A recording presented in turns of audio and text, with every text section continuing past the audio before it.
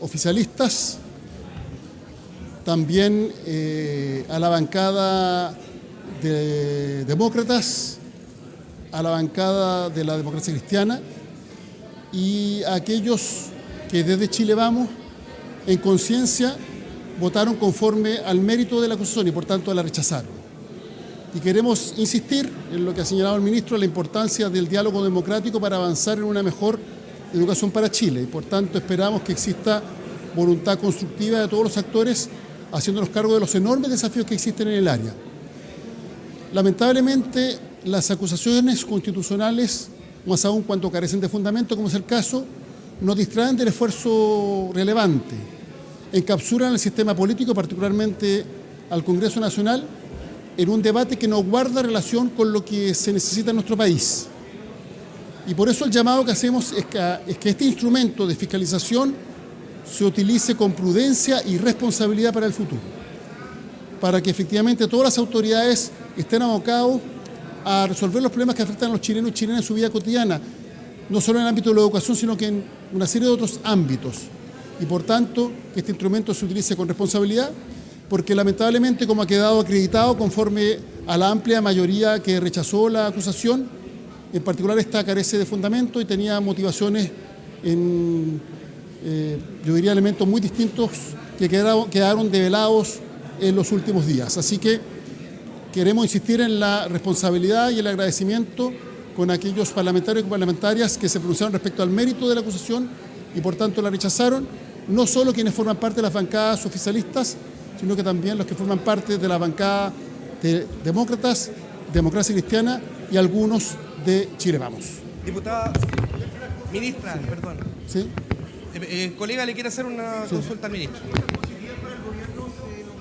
Se le pregunta ahora sobre una mayoría que no se veía hace tiempo para el gobierno en favor, en este caso, de un ministro, si eso pudiese proyectarse a futuro en otros temas, por ejemplo. Un acuerdo por la mesa. Cada votación que se realiza en la Cámara de Diputados se lleva adelante conforme a su mérito.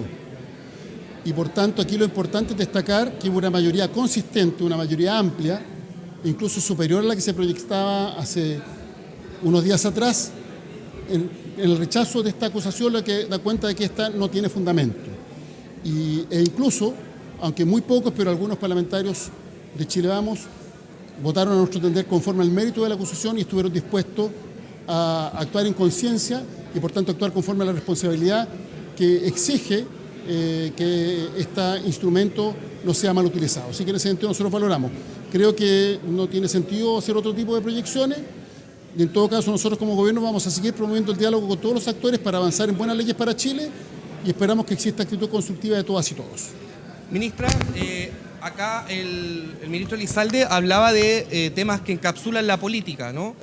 Pero en la acusación, más allá de las declaraciones que se fueron dando, se apunta, por ejemplo, la deserción escolar, lo que pasa con el uso de los recursos públicos, los enfoques en determinadas materias.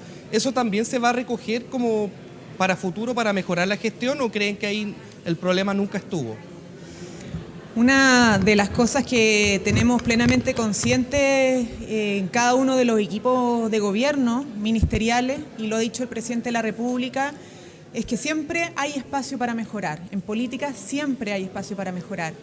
Y la posibilidad de mejora es cuando las políticas públicas e incluso las gestiones ministeriales se trabajan y se construyen a través del diálogo. Y el ministro Ávila ha sido un promotor y un especial defensor del diálogo en las comisiones técnicas respectivas de educación de ambas cámaras, como también con las comunidades educativas.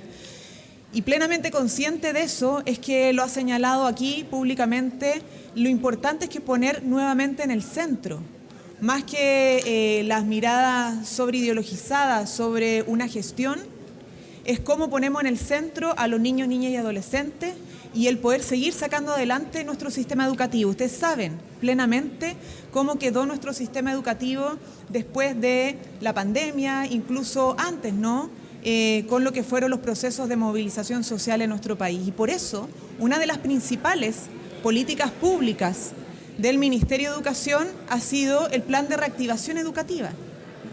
Y eso ha traído tutores, ha traído profesionales en una campaña nacional transversal para justamente enfrentar el problema de la deserción y de la asistencia. Y por lo tanto, con los avances que se han tenido con ese plan, por cierto, que todas aquellas opiniones y aportes adicionales en la línea de seguir trabajando en la recuperación de las trayectorias educativas de los niños, niñas y adolescentes serán bienvenidos. Y eso va a ser el centro de la conversación por parte de nuestro gobierno y el Ministerio de Educación. Respecto de la situación de la homofobia, que usted de hecho hace 2 días señaló que había un móvil o había una motivación homofóbica, el diputado Guillermo Ramírez de la UDI, jefe de bancada, señaló que era una falta de respeto que se le estuviese acusando de aquello.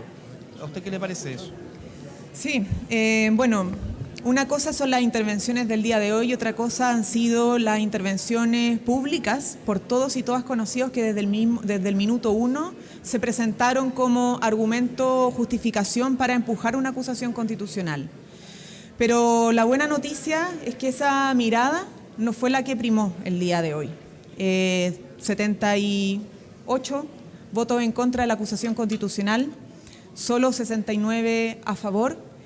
En un análisis de mérito que fue mayoritaria en contra de esta acusación, se reflejó que no prima en el Congreso y no es mayoría la mirada desde la discriminación, sino que primó la razón, primó la necesidad de separar lo que es la evaluación legítima sobre la gestión política de un ministerio versus la mirada sobre el incumplimiento de la Constitución y las leyes por parte de un ministro, versus además las motivaciones de carácter homofóbico. Y eso es lo que queremos celebrar porque tuvimos apoyo en este sentido, como lo decía el ministro Elizalde, de la bancada demócrata cristiana, ¿cierto?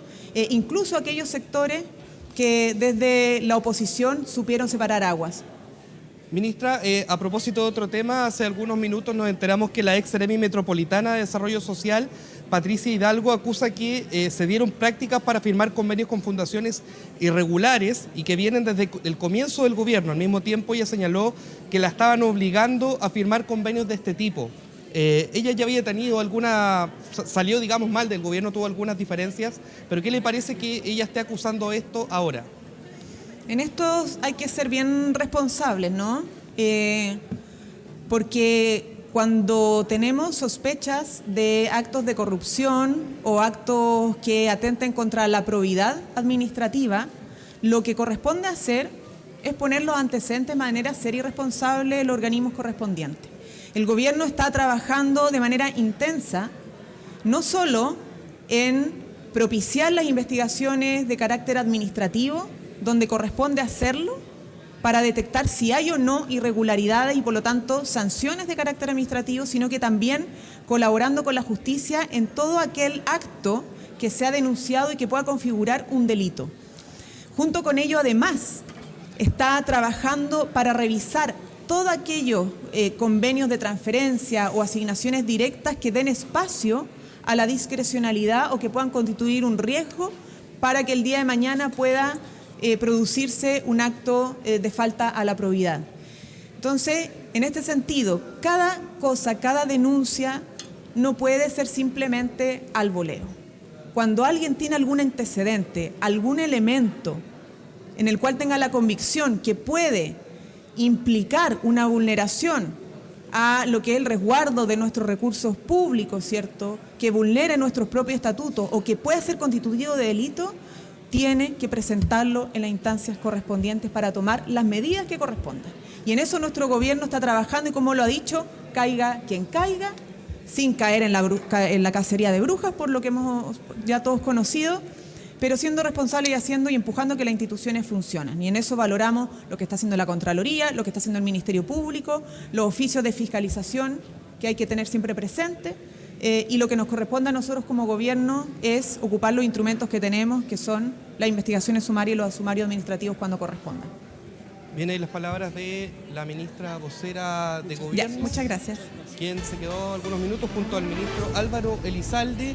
para referirse al resultado de esta acusación constitucional que, insistimos, estuvo encuadrada en lo que se acusó como homofobia, pero que además involucraba otros temas, el buen uso de los recursos, el derecho preferente de los padres a elegir sobre la educación de sus hijos, lo que pasaba con Junaed, por ejemplo. Todos estos temas finalmente fueron sopesados, considerados y en definitiva se rechaza esta acusación constitucional, se archiva y con esto nuevamente nos enfrentamos a un nivel acusatorio para este gobierno, ¿no? En este caso, un nuevo ministro que tiene que sortear este debate, este cuestionamiento de parte de un sector del Poder Legislativo.